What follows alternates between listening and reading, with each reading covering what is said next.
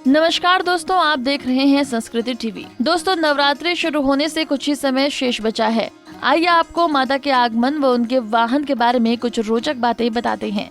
नवरात्रि के 9 दिनों में माँ दुर्गा के 9 स्वरूपों की विधि विधान से पूजा की जाती है। वैसे तो माता रानी सिंह की सवारी करती हैं, लेकिन नवरात्रि में जब धरती पर आती हैं तो उनकी सवारी बदल जाती है। माँ जगदम्बे के आगमन की सवारी नवरात्रि के प्रारंभ वाले दिन भर निर्भर करती है, यानी नवरात्रि की शुरुआत जिस दिन होती है उस दिन के आधार पर उनकी सवारी तय होती है।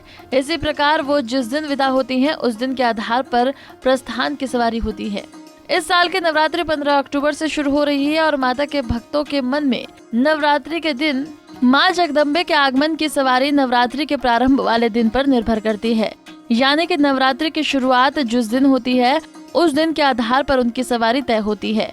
इसी प्रकार से वो जिस दिन विदा होती हैं उस दिन के आधार पर प्रस्थान की सवारी तय है। इस साल की नवरात्रि 15 अक्टूबर से शुरू हो रही है और माता के भक्तों में अभी से ही नवरात्रि को लेकर हर्षमयी माहौल बना हुआ है। ऐसे में इस बार माता अपने भक्तों के कष्ट दूर करने के लिए कौन से वाहन से सवार होकर आएंगी, ये जानना आपके लिए जरूरी है। तो आइए आपको इसकी जानकारी देते हैं। तो इस साल माँ दुर्गा ने अपनी सवारी हाथी को चुना है। हाथी पर ही सवार होकर अपने भक्तों के कष्ट मिटाने के लिए आ रही हैं। वाहन के रूप में हाथी पर आना बेहद फलदायी माना जाता है। माना जाता है कि माँ दुर्गा जब भी हाथी पर सवार होकर आती हैं तो अपने साथ ढेरों खुशियाँ, समृद्धि और ज्ञान लेकर आती हैं। साथ ही ये भी माना जाता है कि माँ दुर्गा की सवारी हाथी होने के चलते ये पूरा साल धन धान्य से भरा हो सकता है। घर के भंडार डंकार से भरे और देश सुख सुविधा। साथ ही ये भी माना जाता है कि माँ दुर्गा की सवारी हाथी होने के चलते ये पूरा साल धन धान्य से भरा हो सकता है।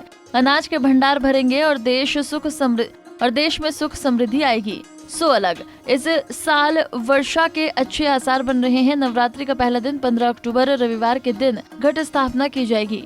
अब अगर कलश स्थापना की सामग्री की बात की जाए तो इसमें मिट्टी, जौ, कलावा, मिट्टी के तांबे व कलश, मिट्टी, दूर्वा, गंगा जल, लाल पुष्प, सिंदूर, इलायची, पान, अक्षत, आम, अशोक के पत्ते, लाल नारियल, विद सुपारी आदि शामिल किए जा सकते हैं।